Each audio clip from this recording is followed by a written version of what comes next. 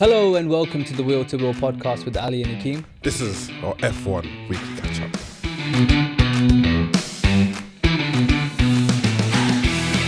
So we're live in Hungary Grand Prix. The Hungarian Grand Prix has just finished. Shall we just get right into it? Oh, Race yeah. analysis. Oh, Where do you want to yes. begin? Lando and Norris, man. Lando Norris. Straight up. Great race.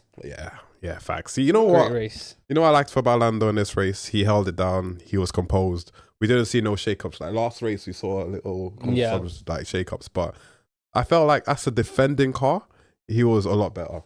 Yeah, for sure. Let's build up to it. Let's start with the start. And Foreplay, yeah? yeah, he definitely foreplay. Let's the edge to it. So yeah, the race start. He dropped 2 places. He lost out a place to George Russell and Fernando Alonso. And from 5th place to get the race win was a phenomenal job. I thought the race strategy, being on the one stop, was the correct one. He had to do something different from everyone else, from Leclerc, from Oscar Piastri. It was a great race from him. For sure. Especially how like Oscar was very aggressive at the beginning too. He really pushed him to the edge. You know what I'm saying? Yeah, and that made him lose those 2 places because Lando had a better start, and he saw there was a space on the inside alongside Oscar, but Oscar was just not having it at all. No. Which I kind of rate about Oscar as well. He's not playing Mr. Nice Guy. He's fighting for a championship. Facts. And then that really compromised him going into turn 1, losing out positions to George and Fernando. Yeah, and the Aston Martins, bloody hell. Aston Martins were on a comeback. They were. They're back in it. I don't know where did this come from? Like, of all people. Yeah. We'll get on to Aston Martin in a bit. But on that battle between Oscar and Lando, what did you think of the last 3 laps? They were probably the most exciting part about the race. Oh, I was actually on the edge of the seat, watching it. Was good. Oh, it was good, man. Because I was watching it any moment he could have just the slightest 0.6 seconds. Do you know what that is? Heavy braking.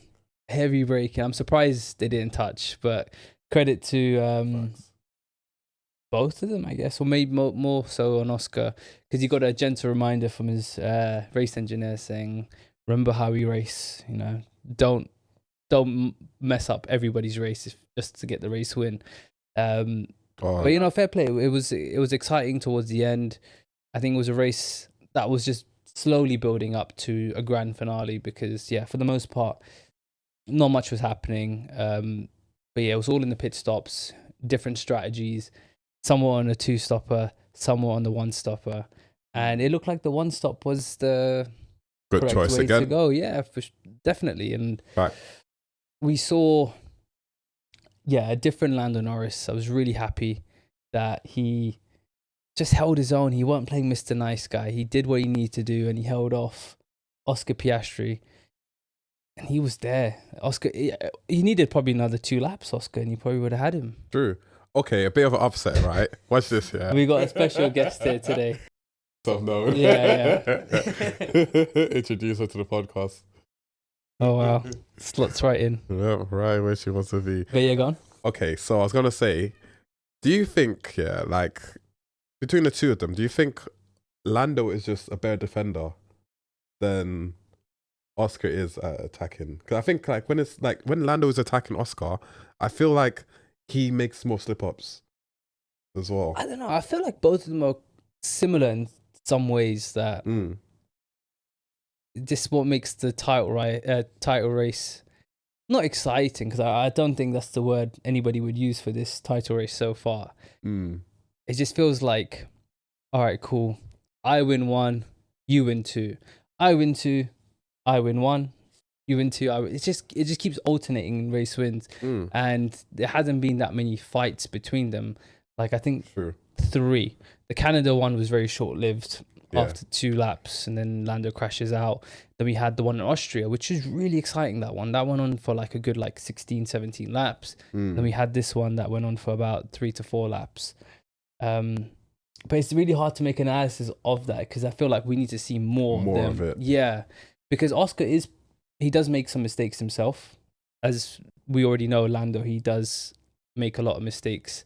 But I think we see that more from Lando because Lando's chasing a lot more than actually defending against Oscar. Yeah, facts. There's the difference. But defending, he's quite good at defending. Like I haven't seen him, bottle it or make little errors or nothing. He's been holding it down. I actually think Oscar's better at defending. From what little we've seen of it, I think Oscar's better. I think Oscar, he always has some left in him. Like if Lando's chasing him down, Oscar always had just that little bit extra. He's just holding back. Because when he gets close, you just find Oscar gets away from him. Like he's saving some. But when the time comes when he needs it, he has it. To be fair, this point goes against me, but I noticed Oscar did do some good defending against Max as well. Made him slip up.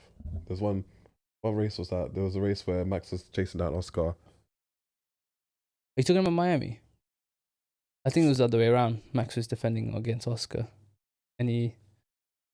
What? Yeah. I swear? I think it was the other way around. Oh, my bad. Oh. Yeah. Okay, well, forget that point at all. But I think there's another major point we've got to talk about, and it's a sad one. We have to go over to Charles Leclerc. The Scuderia. Bloody hell, mate. It was we might as well talk about Lewis and Charles because it's the whole Ferrari package. Ferrari woes, because it was very opposite weekends. Like we got to start from Saturday, and well done to Leclerc. He put on a brilliant pole lap, and on the other end of the spectrum, we saw Lewis Hamilton going out early. Your prediction in quali? Yeah. Miles mentioned it. I put Lewis Hamilton as W of the week, and he, you know what? I'm happy I didn't say it with chest. You know what? I'm happy I didn't say it with chest because I just don't trust Ferrari. Same way Leclerc doesn't trust Ferrari. We heard some of the radio conversations during the race, and he's not a happy guy, and rightfully so. I just think the strategy was kind of wrong for Leclerc. He was doing well. Being in first place, he was out of the DRS zone against Oscar.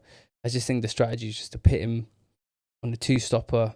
I think he would have benefited off of the same, going out longer on the first stint and just having a one-stopper just like Norris. Because Leclerc can do it. Leclerc has good time management. He's done it time and time again. You know what I mean? Yeah, I really feel for the guy. What looked like it was going to be Ferrari's first win of the season just turned out to be another disaster class because he didn't even get a podium. He got fourth place by the end of it, took over by George Russell.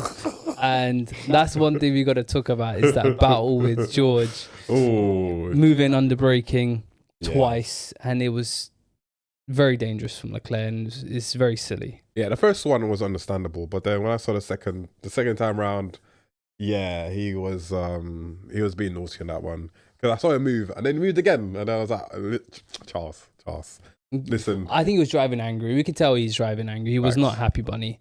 No. And these drivers, when the emotion takes over, we've seen it with every driver. You only drive as well as good as you feel. That brings us back to Lewis. Yes, and Lewis is, Yeah, he feels a lot, mate.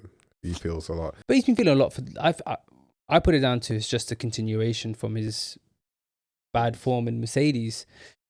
And to be honest, I just put it down to it's not his regulation. These cars don't suit his driving style. I didn't think he was going to do well in his first year in Ferrari, to be honest. It was just that excitement. It's like there was a possibility, he's a 7-time world champion. And you would think, cool, this is big excitement around Lewis to Ferrari, had everyone going, and the way Ferrari ended last season, they had a good competitive car that was fighting against the McLaren that is so good. Yeah. But then going into this season, they just took so many backward steps. But yeah, I mean, I just put it down to obviously a new team. He obviously has to understand everything that Ferrari operates, and Ferrari are a funny team. And number two, learning. We've seen it from 2022, the start of this regulation with that Mercedes, and going into his stint at Ferrari. it's just not his regulation. I don't think it suits his driving style at all. I think, yeah, I think that's a good point you brought up. His driving style. That is key because he's the late break king. And these cars, you can't hustle and bustle them. No. You have to take it easy. The same with Daniel Ricciardo. I think, look at Daniel Ricciardo. He did not benefit off this regulation. He was poor, and he's one of the kings of late braking as well. Both styles, isn't it? Yeah. You know what I mean? But I do think some of it does latch on from some unluckiness too. I mean, what's the chances he came to Ferrari and that's when they decided to change everything? And then they have a car that even Leclerc's having difficulties with. I mean, to be honest, I'm going to go on a small tangent. I have to. But it's like, what I was thinking with like Ferrari, right? It's like through his development with Ferrari and everything, he's doing everything that I would kind of see as he is kind of meant to be doing. He's got this thing where he's just starting, he's with a new team, whatever, adjustment period, whatever. It'll take, even with Mercedes, it took like probably like 6 months or whatever. So even with this now, this 6 months now, really, and he's just starting to get certain upgrades. Even the one where he span out, that's actually the same brake that they put on with Charles early on that put him into the wall. And for him to fair out with just a spin out, it's not too bad. But I feel like what's happening with Lewis right now, he's amplifying everything that's happening to him, that's just a little bit bad or whatever. He's amplifying it by like 10, 20, 30 to the point where his whole morale is just in the bin, bro. But speaking of morale, Lewis is that kind of driver. It's like he wears his heart on his sleeve. And if he's not feeling it, you're going to see it on the track. And he's not been feeling it for years now. I just think it's not a Ferrari problem. It's a Lewis problem. He's not confident. He's not been there since 2021. And going into this new regs, it's not been it for Lewis. And I hope he can turn it around. They've got the summer break now. True. Work on the car. Maybe he needs to see his sports therapist a little bit more. Get him back into a good mood, a fighting mood, because that's not a Lewis Hamilton we want to see of him saying it's just a driver, change drivers, and he's useless. Like, we don't want to see that. We want to see a 7-time world champion. Lewis, man, please, man. Like, I can't believe in you until you believe in you. Yeah. Yeah. You're making us look stupid now. You make my boy look stupid, you know, and me, more importantly. You made me look stupid twice. Just saying, twice. Once was enough for me. Yeah, and you're a Lewis fan, so yeah, I believed more in you than a Lewis fan did. So, we got to talk about just shortly on George Russell back on the podium. A great race for him. Oh yeah, he done really well. To be fair, I think George Russell. And he had a fight. You know, we always talk about him being in his own race, but he actually had a few tussles. He was fighting the McLarens a little bit. Obviously, can't fight the McLarens. I don't think anybody can, apart from if you have a McLaren yourself. So yeah, he had a short little battle with Lando, and then he had to fight Leclerc, who was on pole, and he fought him to take the last podium place in third. Damn. Great race for him. Great race for him. But you know what's funny, right? This is the temperature where Mercedes do come alive as well. So this goes to show if Mercedes have a car that's very consistent, very well, whatever, they can do very well. And I don't know if it's a coincidence, but this is actually them reverting back their upgrade. So they done something with their suspension, and I believe they tossed that to the curb again. Upgrade was a downgrade then, you're saying? Yeah. The upgrade was a downgrade. It's weird for Mercedes, isn't it? Yeah, I mean, what about Antonelli, if we're on the subject for Mercedes? Oh. His bad form continues. You know, he finished 10th or he finished 11th? Because I can't remember if he scored 10th. A point. No, I think not. No, he has to be. Did Isaac Hadjar finish ahead of him? Yes. No. Hadjar was behind him. Okay, so he scored a point. And that was his first and only point in his European. Yeah. Damn. I know, like, he's a rookie. He's 18 years old. Yeah. He's been put into this big team, and Mercedes aren't exactly in the best place either. So maybe that point is a good thing. Just also another thing, before the summer break, he can just recalibrate. I think this summer break is good for everybody. I think Max in his early days wasn't, when he was 18 or whatever, he wasn't doing crazy stuff. He wasn't the Max that we know now. Yeah, of course not. But you know, Max did have a race win in his first one at Red Bull. But When yeah, he was in but a Toro Rosso, you can't like compare a Toro Rosso to a Mercedes. this is a Mercedes in like not the best. Yeah, but I mean, You know, Toro not the best Rosso, era. like, come on, it's different levels, man. Look at the Toro Rosso right now. That Toro Rosso right now is doing really well, isn't it? Yeah, but It's beating the Red Bulls, mate. it's not fighting for like race wins. I mean, I know Mercedes George has clocked in a race win, but he could be finishing in the top 6. I think minimum should be for Antonelli finishing in the top 6. Granted. I think that should be a thing, like for him.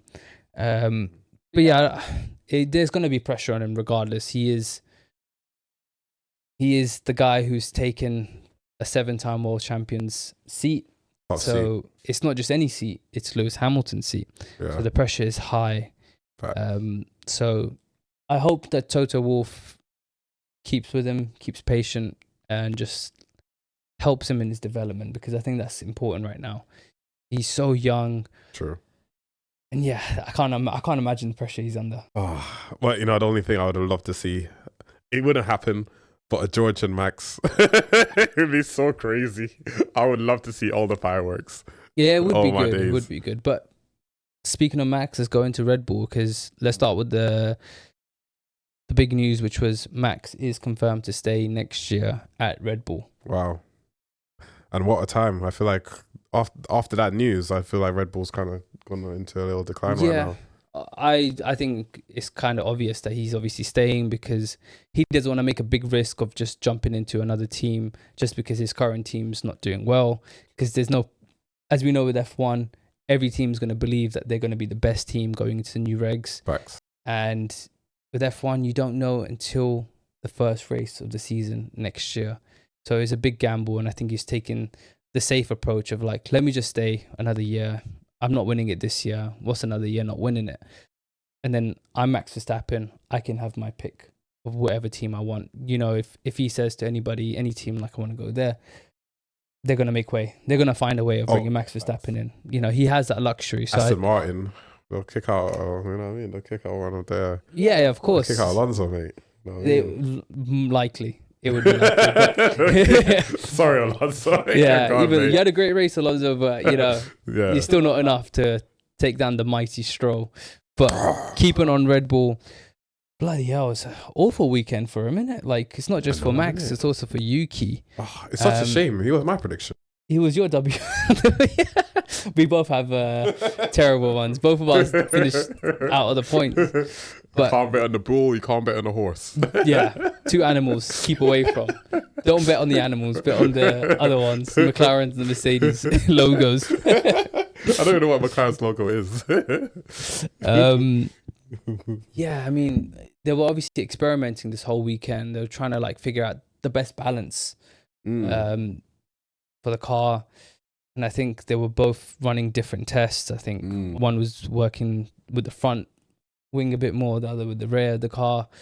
And doing both tests, they even had the aero paint in free practice, and that's when you know it's a bad sign. Yeah, they're trying their best, mate. It's like when you have that out midway through the season, like you only really see that at the beginning for testing, and if you bring that out, you know it's looking bleak for Red Bull right now. Anything that sticks, mate. They just put anything on the car, mate. I mean, I respect that they're trying to find a solution, trying to like figure out what is wrong with this car. Yeah, but it's just not looking good, is it? It's just, if Max is finishing 9th and qualifying 8th, it's a bad sign if Max Verstappen himself is just struggling with the car. It's so weird. Like 2 years ago, we were saying like, wow, is that dominance ever going to end? Just like that. I know. That's F1 for you. Just if you're not moving forward, mate, you're moving backwards. And we've mentioned them a bunch of times already. Let's go over to them now. Aston Martin, what a weekend for them. Do you think Adrian knew he had something to do with it this time? He had a little visit. Yeah, he had a cheeky one. I know he did, mate. This is unfathomable. Like, how do you fathom this? Like, 5th and 7th. Yeah, that's wild. From where they were just the other day. Like, what happened? Like, tell Ferrari. Like, well, they can't do that, obviously, but they found something. I don't know what they found, but they found something in that space of time. Should have remained I should have stayed hopeful for Stroll. Stroll. Yeah, you should have kept the Stroll. What did I say? It's like it's one of them ones where like if you keep betting, it might turn around eventually. You know, They did. I feel like our predictions have like a lag delay, innit? They do, because Yeah. even I put Antonelli in. He scored a point today, so I can't even say I take that as a victory, because that is a win for him, because he's not scored any points at all for this whole European campaign. So he's proved me wrong. So I can't even take that one. That's mad, isn't it? And I put Max as a very win and pole. So yeah, You might get it after the summer break then. yeah, Yeah. Yeah. maybe. Keep that They'll be prediction. working on that car a lot in the summer break.